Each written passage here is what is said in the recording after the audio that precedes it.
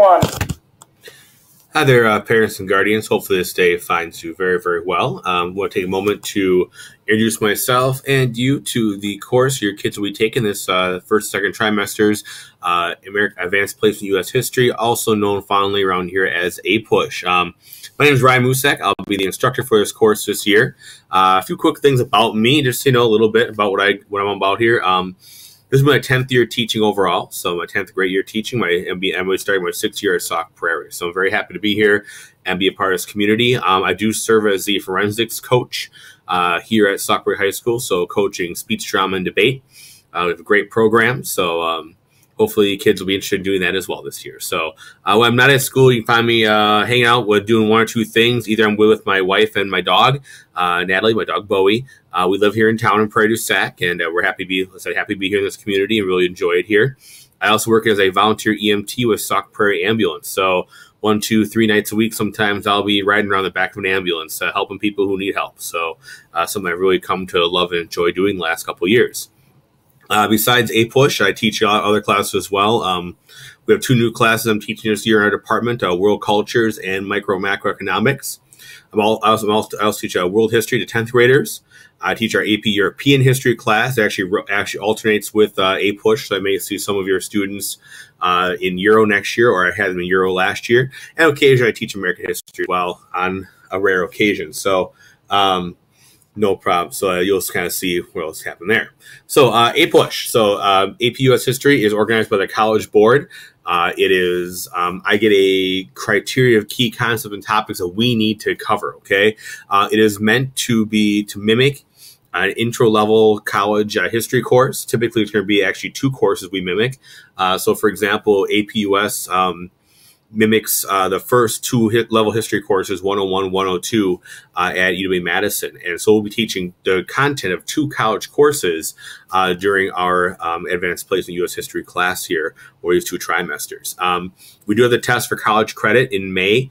We'll talk about that a little bit later on, but the test will measure a student's competency to earn those college credits. Now, every college is a little bit different. Every university allows different score or different credit levels, that kind of stuff. But the test itself is measured on a 1 to 5 scale, 1 being not competent, 5 being super duper competent. My term, not theirs. And so typically a 3 or higher is considered passing. Okay, so that's what a passing score is going to be, which I hear about scores later on this year. Now, that being said, here's what this class is going to be about. A lot of times people think history, it's all about memorizing names and dates and places on a map and all that kind of stuff. Is there a place for that in this course? Yes, there is. But we're going to take that level and go 1 step further is what we're going to do. Will students have to know content? Yes, they will. They will definitely have to know content. But we're going to take that content then and take it a step further to analyze that content. So we're going to figure out, using different historical thinking skills, about all these different topics in history, what they mean, what they're all about, and then write historical arguments and support those arguments about those historical facts and events.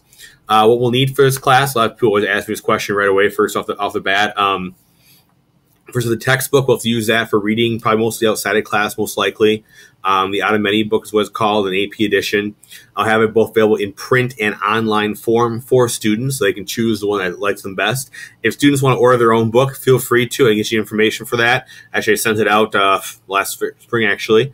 But you know, we have books available for kids to use, all that kind of good stuff. I love to have kids to have a 3-ring binder. That way they can keep track of any paper handouts we have. Some things just work better on paper sometimes, even though we have the Chromebooks. So please have one of those available also. Some paper notebook is always good for note stuff in class. We do any of those activities just to use it sometimes. So write with. Definitely have the school issue Chromebook. Those will be important. And as we access both Google Classroom and Schoology to get material and also to access tests and those kind of things. Now, the skills we're looking at, the historical thinking skills, I call them, are as follows. So number 1 here is historical causation. So students are going to have to figure out why things happen, and when they happen, what the effect of those things are.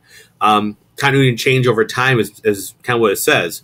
Looking at our grand scope of American history, how things changed, how things stay the same, and why things happen that way. Comparison, the old phrase of, history repeats itself, how do historical events compare? How are they similar? How are they different? And why are they similar or different? Contextualization, that's taking the grand scheme of history and figuring out how do individual events or people fit into that greater context of history. We have historical argumentation. That's making an argument about a historical argument. So taking a question and saying, here's what I believe and why I believe it. And then using evidence from history, both primary and secondary sources, to back up that argument. And those sources will be interpreted. So explaining your interpretation of those sources as you use them to back up your argument. So that's kind of a cool part there. The themes these questions will revolve around, kind of the big topics we'll talk about. One is American identity. So what does it mean to be an American, essentially, going from, early on, colonial era, right, to today? What does it actually mean to be an American? I'll talk about work exchange technology, more or less the economic and technological fields of America. How has that thing changed? How those things change over time? People, looking at people and migrations, who settles here, why they settle here, all those kind of topics will be a big thing we analyze in this course also. And so we'll look a lot in those different topics. Going forward, in terms of our themes, we have politics. So obviously a big question about politics and how do politics play a role in American history. We'll also be using America in the world and how we play a role in other parts of the world. The environment, how the U.S. and the environment get along with each other. And last, ideas, belief, and culture. So what does it mean to be, what is kind of the cultural values of America? How have they changed over time? How have they been challenged? All those kind of topics we'll look at here as well. Now, there are 9 units to study. So I usually do 9 big tests. Instead, we're going to do 8 this year. We're going to combine units 1 and 2 for testing purposes. Each test, if you will have multiple choice questions that are document-based. I'm actually going to include an example of those compared to, say, something I would use like a freshman level test. So you can kind of see the difference in how the questions are going to look. So I have 8 big tests we're going to have. Those tests also have short answer questions on them, which are kind of like 3 bullet points that they answer 3 little tasks you have to do in a paragraph typically for these questions. And every unit will also work on one of our essays, either the DBQ or FRQ. Your students will learn to use acronyms. They love them or hate them. Mostly hate them. They may curse them at times. They may curse me. That's fine. I can deal with it. DBQs are document-based questions. You have to answer a historical thinking question and provide your argument, and then use primary and secondary source documents that are provided for you to support your answer to that question.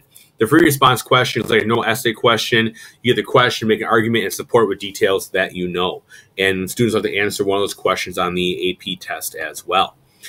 In class, daily work-wise, what we're doing is I do have reading guides for every unit. We'll be doing those. Most students will do those on their own. Also, I'll do flip lectures, which are like this, where we're going to do a lecture online here. That way I don't have to worry about doing it in class.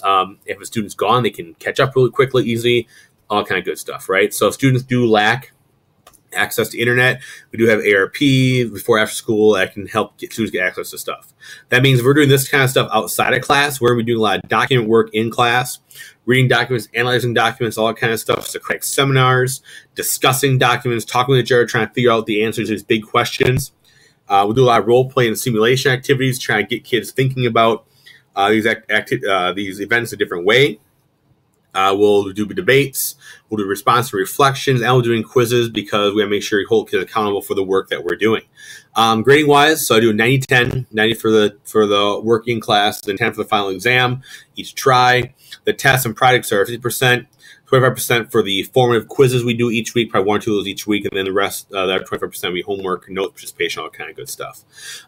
Here's kind of the format of the AP test. We'll get that May 11th of next spring.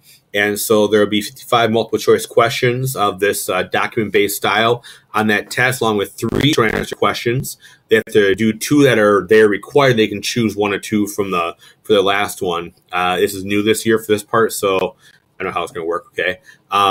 Do a document-based essay and then a long essay, they call it. And they have about an hour, a little more total, hour and 40 or so to do those 2 essays together. They actually extended the time of the essays this year and took one of these questions out to give kids more time to write that essay. It's a complaint a lot of teachers here made.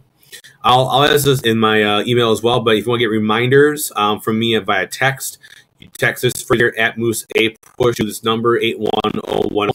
That way you can get links and kind of reminders from me. I give this to kids as well they can use. If you're on the Twitterverse, please follow me. How many more followers, Mr. Harnish? What can I say? And so please give me a follow stuff. I post a lot of stuff about what we're doing in class on there, so do that. I try to update Skyward every week if I can. I know I'm going to get behind, but if I do, please yell at me, call me out on that kind of stuff. Please do that. Material will be available online through both my website and Google Classroom. I got an email last on Friday about if you want to sign up for Google Classroom. So if you want to do that, let me know, and I'll get that out to you as well. Contact-wise, here's my email. Please get to me. It goes to my phone, so I can get back to you pretty gosh darn quickly. If you want to try and call my classroom, go for it.